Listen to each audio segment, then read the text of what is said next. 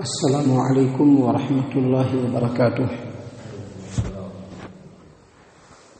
اعوذ باللہ من الشیطان الرجیم، بسم اللہ الرحمن الرحیم۔ یسألونک عن الشہر الحرام قتال فیہ قل قتال فیہ کبیر وصد عن سبیل اللہ وکفر بہ والمسجد الحرام واخراج اہلہ منہ اکبر عند اللہ والفتنة أكبر من القتل ولا يزالون يقاتلونكم حتى يردوكم عن دينكم إن استطاعوا ومن يرتد منكم عن دينه فيمت وهو كافر فأولئك حبطت أعمالهم في الدنيا والآخرة وأولئك أصحاب النار هم فيها خالدون إن الذين آمنوا والذين هاجروا وجاهدوا في سبيل الله أولئك يرجون رحمة الله والله غفور رحيم۔ محترم سامعین کرام، سورۃ البقرہ سورہ نمبر 2 اور اسی سورت سے ابھی آپ کے سامنے آیت نمبر 217 اور 218 یہ دو آیات آپ کے سامنے تلاوت کی گئی۔ سامعین کرام، سن 2 ہجری میں، یعنی جب نبی صلی اللہ علیہ وسلم مکہ سے مدینہ ہجرت کر کے چلے آئے تو سن 2 ہجری میں اللہ کے رسول صلی اللہ علیہ وسلم نے 8 صحابہ کرام کا ایک دستہ جمادی ثانی کے اخیر میں نخلہ کی طرف بھیجا۔ یہ نخلہ جو ہے ایک مقام ہے، وادی نخلہ، جو مکہ اور طائف کے درمیان ہے۔ تو آپ صلی اللہ علیہ وسلم نے وہاں پہ 8 صحابہ کرام مجاہدین، ان کا دستہ جو ہے بھیجا تاکہ جا کر کے کفار مکہ کے ایکٹیویٹیز پر نظر رکھیں، کیونکہ ان کی طرف سے جنگ کرنے کا خطرہ تھا، وہ لوگ حملہ کریں گے اس بات کا خطرہ تھا، لہذا نبی صلی اللہ علیہ وسلم نے 8 آدمی کے دستے کو نخلہ کی طرف بھیجا۔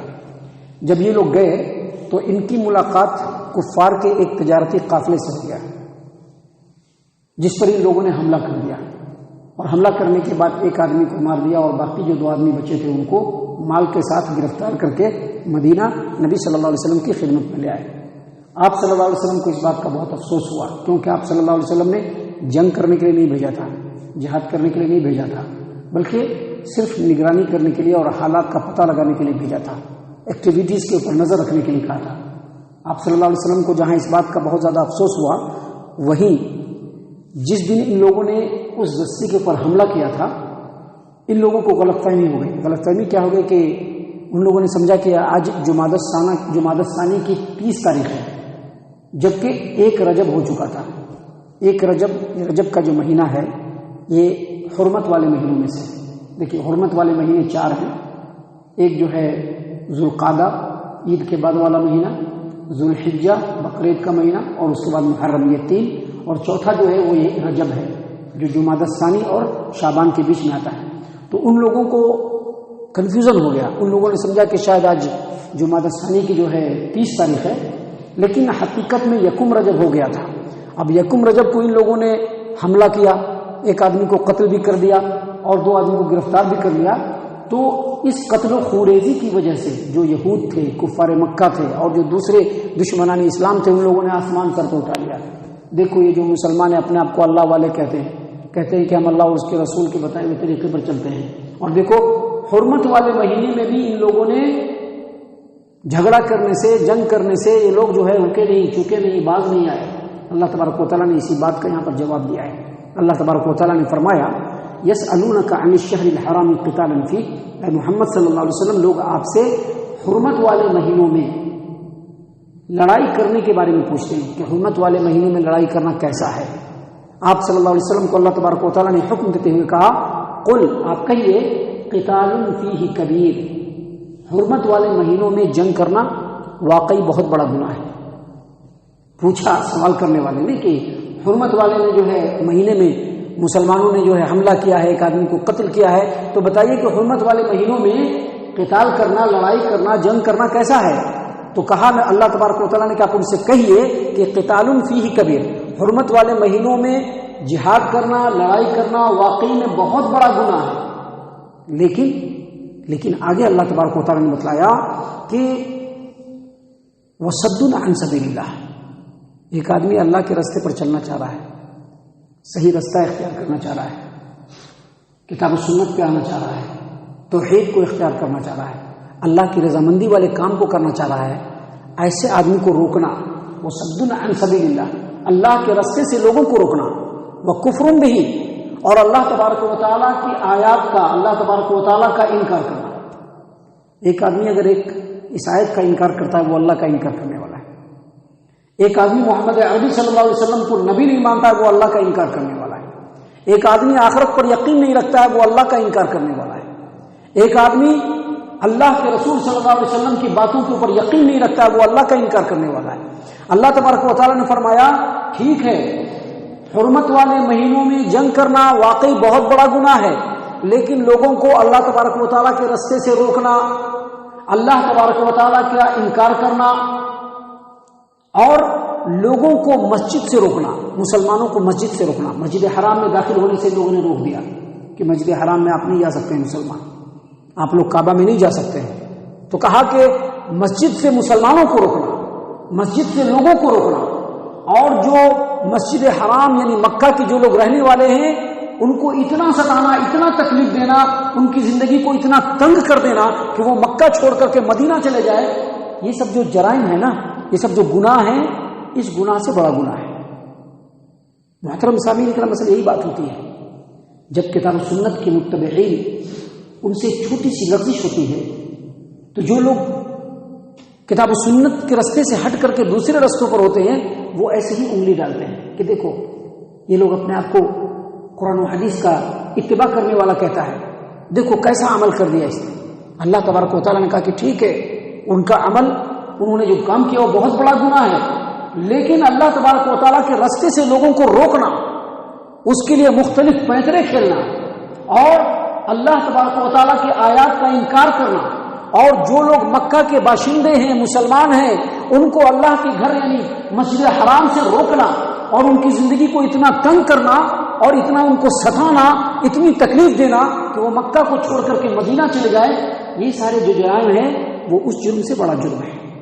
اس کے بعد آگے اللہ تبارک و تعالیٰ نے مزید کہا کہ والفتنة اکبر من القتل، والفتنة اکبر من القتل، فتنہ جو ہے وہ قتل سے بھی بڑا گناہ ہے۔ فتنہ کا مطلب کیا ہے؟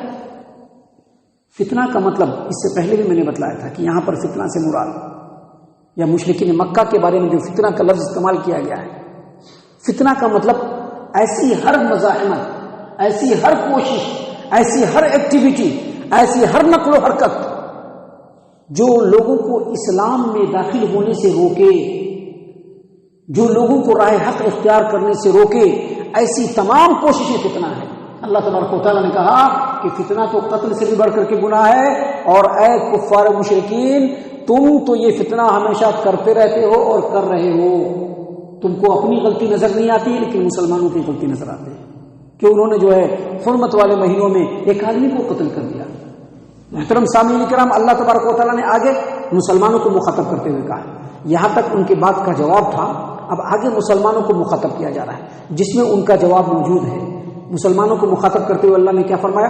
اللہ نے فرمایا وَلَا يَزَالُونَ يُقَاتِلُونَكُمْ حَتَّى يَرُدُّوكُمْ عَنْ دِينِكُمْ إِنِ اسْتَطَاعُوا، یہ لوگ برابر تم سے لڑتے رہیں گے یہاں تک کہ اگر ان کا بس چلے تو تم جو مسلمان ہو، تم نے جو سیدھی راہ اختیار کی ہے، تم کو جو صراط مستقیم کی اللہ نے ہدایت دی ہے، اگر ان کا بس چلے تو تم کو سیدھے راہ سے پھیر دے، مسلمان سے پھر سے کافر بنا دے، اگر ان کا بس چلے۔ کیونکہ ان کی اصل دشمنی یہ نہیں ہے کہ تم نے حرام مہینے میں، حرمت والے مہینے میں تم نے ایک آدمی کو قتل کر دیا، تم نے حملہ کر دیا، جنگ کیا، اس سے ان کو تکلیف نہیں ہے۔ اصل میں تکلیف ان کو اس بات سے ہے کہ تم مسلمان ہو، تکلیف اس بات سے ہے کہ اب تک مسلمان ہی ہو، اور یہ جرم اس وقت تک رہے گا جب تک تم مسلمان رہو گے، جب تم اسلام کو چھوڑ دو پھر تم سے کوئی مطلب نہیں رہے گا۔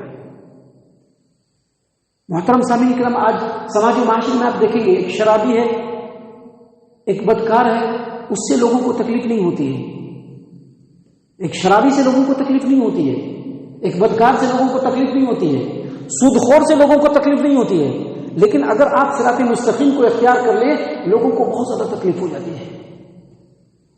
یہی ہے مسئلہ۔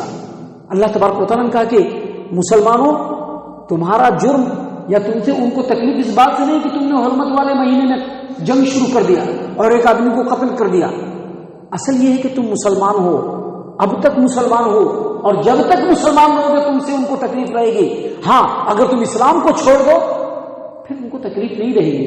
اس لیے تمہارے کھلے ہوئے دشمن ہیں، ان سے تم کو ہمیشہ ہوشیار رہنا ہے. محترم سامعین کرام، آگے اللہ تبارک و تعالیٰ نے مزید فرمایا کہ وَمَن يَرْتَدِدْ مِنْكُمْ عَنْ دِينِهِ فَيَمُتْ وَهُوَ كَافِرٌ فَأُولَٰئِكَ حَبِطَتْ أَعْمَالُهُمْ فِي الدُّنْيَا وَالْآخِرَةِ وَأُولَٰئِكَ أَصْحَابُ النَّارِ هُمْ فِيهَا خَالِدُونَ. اور یاد رکھو، جو آدمی مسلمان ہو کر کے پھر کفر کی طرف چلا گیا، مرتد ہو گیا، اور اسی حال میں وہ مر گیا کہ وہ کافر تھا، اللہ فرماتے ہیں اولئک حبطت اعمالهم فی الدنیا والآخرہ، اس آدمی کے دنیا اور آخرت دونوں میں اس کے اعمال برباد ہو گئے. یعنی جو بھی عمل اس نے کیا تھا اس کا کوئی مطلب نہیں ہے. اور پھر آگے اللہ تبارک و تعالیٰ نے فرمایا کہ یہی لوگ جہنمی ہیں اور جہنم میں ہمیشہ ہمیشہ رہیں گے. یاد رکھیے، جس طرح سے ایک گمراہ، ایک کافر اگر اسلام کو قبول کر لیتا ہے اس کے پچھلے تمام گناہ معاف ہو جاتے ہیں، اس کو پھر اس کے بعد اس کے اوپر کوئی گناہ نہیں رہتا ہے. بالکل اسی طرح سے ایک مسلمان اگر اسلام کو اختیار کرنے کے بعد نیک اعمال کو انجام دے رہا ہے لیکن پھر جیسے وہ کافر ہوتا ہے، جیسے وہ مرتد ہوتا ہے، اس کے تمام اعمال برباد ہو جاتے ہیں، پھر اس کا کوئی عمل باقی نہیں رہتا ہے، الا یہ کہ وہ توبہ پھر سے کرے سچے دل سے اور اپنے آپ کو پھر سے اسلام میں لے آئے اور پھر سے اخلاص کے ساتھ اللہ کی عبادت کرے، تبھی جا کر کے اس کا معاملہ حل ہونے والا ہے. وگرنہ اگر ایک مسلمان اپنی پوری زندگی اس نے نیک عمل کیا لیکن جیسے ہی وہ اسلام سے پھرا، مرتد ہوا، اس کے تمام اعمال برباد ہو گئے. اور جب تمام اعمال برباد ہو گئے تو اس کے حصے میں کیا آیا؟ گناہ، جس کا خمیازہ کیا بھگتنا پڑے گا؟ ہمیشہ ہمیں جہنم میں جل کر کے بھگتنا پڑے گا. اس لیے اللہ نے کہا کہ ان لوگوں کے تمام اعمال برباد ہیں اور یہی لوگ جہنمی ہیں اور جہنم میں ہمیشہ ہمیشہ رہیں گے. اس کے بعد اللہ تبارک و تعالیٰ نے کیا فرمایا؟ ان الذین آمنوا، البتہ وہ لوگ جو ایمان لائے، والذین ہاجروا، اور جن لوگوں نے ہجرت کی، وجاہدوا فی سبیل اللہ، اور اللہ کے راستے میں جہاد کیا، اولئک یرجون رحمت اللہ، یہی وہ لوگ ہیں جو اللہ کی رحمت کے امیدوار ہیں. یہی وہ لوگ ہیں جو اللہ کی رحمت کے امیدوار ہیں. اور بے شک اللہ تبارک و تعالیٰ جو ہے وہ گناہوں کو بخشنے والا اور رحم کرنے والا ہے. یہ جو آیت کریمہ ہے دراصل انہی 8 مجاہدین کے بارے میں جو دستے کی شکل میں گئے تھے، جنہوں نے حملہ کر دیا تھا، انہیں کے بارے میں نازل ہے. کیوں؟ کیونکہ ان کے دل میں ایک تردد تھا کہ پتہ نہیں ہم لوگوں نے جو عمل کیا ہے اس کا کیا ہوگا، پتہ نہیں ہم کو جہاد کا ثواب ملے گا کہ نہیں ملے گا، کہیں ایسا تو نہیں کہ گناہ لگ جائے. کیونکہ ان سے 2 غلطی ہوئی تھی. ایک غلطی یہ ہوئی تھی کہ گئے تھے یہ لوگ اور نبی صلی اللہ علیہ وسلم کے حکم کے خلاف ان لوگوں نے جو ہے حملہ کیا تھا، ایک غلطی. دوسری غلطی یہ کہ ان کو پتہ نہیں تھا، اس کے باوجود انہوں نے ایک رجب کو جو کہ حرمت والا مہینہ شروع ہو جاتا ہے اس میں جا کر کے ان لوگوں نے حملہ کر دیا. یہ 2 غلطیاں تھی جس کی وجہ سے ان کو تردد تھا. اللہ تبارک و تعالیٰ نے انہی کے حق میں یہ آیت کریمہ نازل فرمائی اور کہا کہ بے شک وہ لوگ جو لوگ ایمان لائے ہیں، کیونکہ وہ بھی انسان ہیں. اب یہ مت سمجھیے کہ وہ انسان ہیں. صحابہ کرام کیا وہ انسان نہیں تھے؟ انسان تھے، ان سے بھی چوک ہو سکتی. ہم بھی انسان ہیں، ہم سے بھی چوک ہو سکتی. تو کہا کہ بے شک وہ لوگ جو ایمان لائے، جن لوگوں نے اللہ کے لیے اللہ کے راستے میں ہجرت کیا، جن لوگوں نے اللہ کے راستے میں جہاد کیا، ایسے لوگوں کو اللہ کی رحمت کا امیدوار رہنا چاہیے. اگر آپ نیک عمل کر رہے ہیں، اگر آپ اللہ تبارک و تعالیٰ کو راضی کرنے والے اعمال کر رہے ہیں، تو آپ کو کبھی بھی اللہ کی رحمت سے امیدوار ہونا چاہیے. اب ایک آدمی ایسا ہے جو اپنے آپ کو تو مسلمان کہتا ہے لیکن نمازوں کا پابند نہیں ہے، حرام و حلال کی تمیز نہیں کرتا ہے، گناہ کے کاموں میں ملوث رہتا ہے، اس کے باوجود وہ کہتے اللہ بڑا ہے. تو یہ امید نہیں ہے، یہ امیدواری نہیں ہے، یہ تو جھوٹی امید ہے.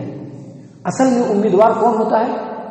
جو کتاب و سنت کے اوپر مضبوطی سے جمع ہوا ہے، جو اللہ اور اس کے رسول کی فرما برداری کرنے میں لگا ہوا ہے، نیکی کے اعمال کو انجام دیتا رہتا ہے اور ہمیشہ اللہ تبارک و تعالیٰ کی رضامندی والے کام کرتا رہتا ہے. اللہ تبارک و تعالیٰ نے ایسے ہی لوگوں کو کہا ہے کہ اولئک یرجون رحمت اللہ، ایسے لوگوں کو اللہ تبارک و تعالیٰ کی رحمت کا امیدوار رہنا چاہیے. کیونکہ اس سے جو چھوٹے موٹے بھول چوک ہوتے رہتے ہیں، جو گناہ ہوتے رہتے ہیں، بے شک اللہ تبارک و تعالیٰ ان گناہوں کو بخشنے والا اور ان کے اوپر رحم کرنے والا ہے. سامعین کرام، اس صورت میں ابھی آگے اور بھی بہت ساری باتیں ہیں جو اللہ تبارک و تعالیٰ نے خالص ہم لوگوں کی نصیحت کے لیے نازل فرمائی ہے. اللہ تعالیٰ سے دعا ہے کہ اللہ تعالیٰ ہم تمام کو ان تمام باتوں کے اوپر خوب خوب غور و فکر اور تدبر کرنے کی توفیق عنایت فرمائے۔ اللہ تعالی ہم تمام کو صحیح معنوں میں پکا سچا مومن مسلمان بنائے، اللہ اور اس کے رسول صلی اللہ علیہ وسلم کی اطاعت و فرما برداری کرنے والا بنائے، صحابہ کرام رضی اللہ عنہم کے طریقے پر چلنے والا بنائے، جنت الفردوس میں جگہ عطا فرمائے۔ اے اللہ ہم تمام کو جہنم سے پناہ دے، اے اللہ ہم تمام کو جہنم سے پناہ دے، اے مالک الملک ہم تمام کو جہنم سے پناہ دے، آمین یا رب العالمین۔ وما علینا الا البلاغ المبین۔